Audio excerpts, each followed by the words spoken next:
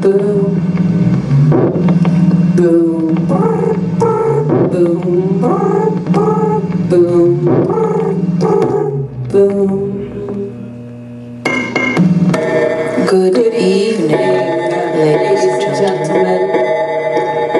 Good evening, ladies and gentlemen.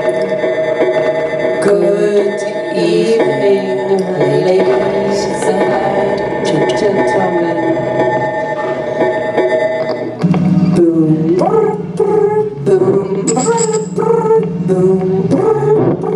boom. And a sparkle in your thoughts lends to a sparkle in your eyes.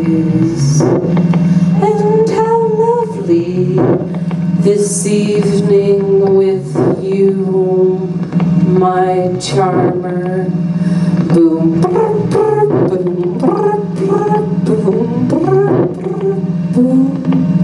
And a sparkle in your thoughts lends to a sparkle in your eyes. And how lovely this opportunity with you, my charmer.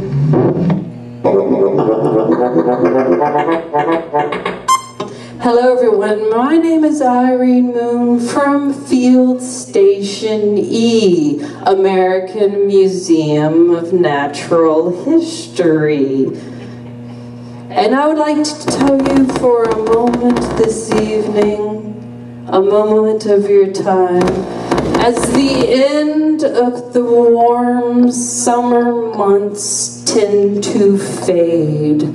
Our bestest pals are those organisms, those insects that we know so well, the ones that tend to inhabit our households, such as the Siphonoptera, the flea, the lovely Diptera flutterby mosquito, and of course the one we tend to love the best, the Blattera. We love to love it, we all know it well, and perhaps we love most how to figure out how to stomp the Blattera out.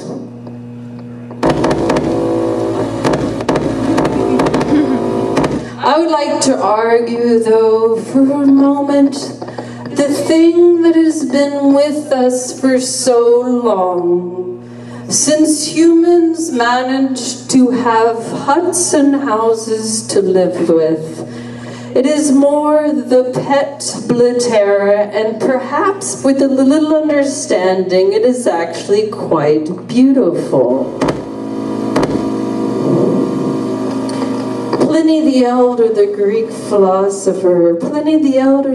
philosopher, said, if you can't beat the pest, why not eat the pest? A little confit of cockroach, ground, blended up, add a little honey, eat is good for what ails you, particularly rheumatism, bad joints, and a little looseness in the brain. The cockroach, the Blattera, it is an insect. A little moment of pause. How do we know that it isn't an insect? It's quite clear. It has 3 body segments: the head, thorax, and the abdomen. Of course, it also has these lovely long filamentous antennae, 3 pairs of legs, cerci found on the abdomen, which are all sensitive to the pesticides in which we try to destroy them. The Blattera, where do they fit? We think of the Blattaria as being these silent organisms that live under our houses. In fact, out of the more than 4,000 species of Blattaria that live worldwide, only less than 10 are housefasting. Some of them actually are quite beautiful and make lovely songs and noise. Here we have Mr. Carl Sagan. Mr. Carl Sagan is going to demonstrate for us the sound of a Blattaria as he knows it best. Might sound like this.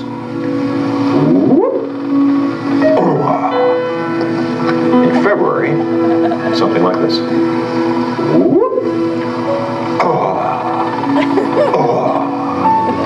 And then in March, as maybe you'd predict,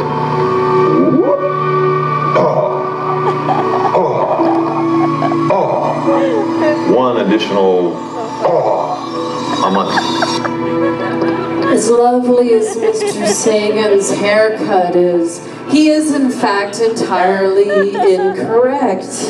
Of course we know completely well that the sound of the lovely, oh hush, the sound of the lovely Madagascar hissing cockroach does sound a lot more like this, where they can hiss it up to 96 decibels by pushing air. They can hiss close to 96 decibels by pushing air out to the sphericals or openings that are found on the abdomen.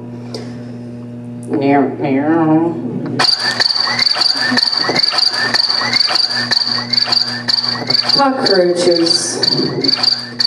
Where did they come from? Who are they most closely related to?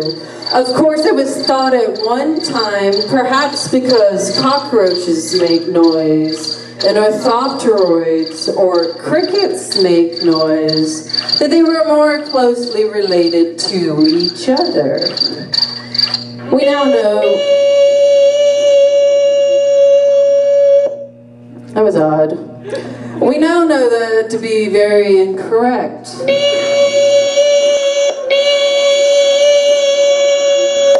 Curious. We now know that it to be quite incorrect.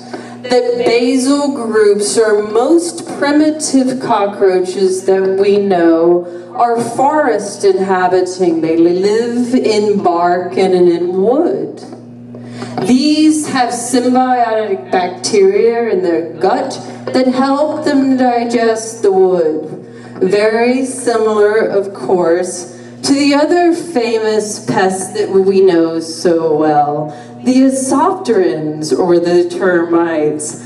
Ah, that deserves a song, like a lot of the things.